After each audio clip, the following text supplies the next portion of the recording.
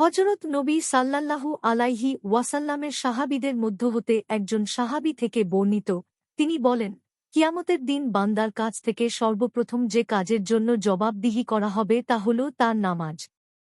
যদি সে তা পুরোপুরিভাবে আদায় করে, তাহলে তা তার জন্য পরিপূর্ণ হিসেবে লিপিবদ্ধ করা হবে। যদি সে তা পুরোপুরিভাবে আদায় না করে, তাহলে আল্লাহ বলবেন, আমার বান্দার জন্য কোন নফল নামাজ আছে কিনা তা খুঁজে বের করো এবং তার ফরজ নামাজের মধ্যে যেটুকু অবহেলা সে করেছে তা পূর্ণ করো। তারপর জাকাতের হিসাব নেয়া হবে। অতঃপর অবশিষ্ট সব আমলের হিসাব একের পর এক এরকম নেয়া হবে। আহমাদ, মুসনাদে আহমাদ ২০,৬৯২, ১৬,৯৪৯, হাকিম ১ নং খণ্ড, পৃষ্ঠা নং ২৬৩। মিশকাতুল মাসাবিহ ১,৩৩১।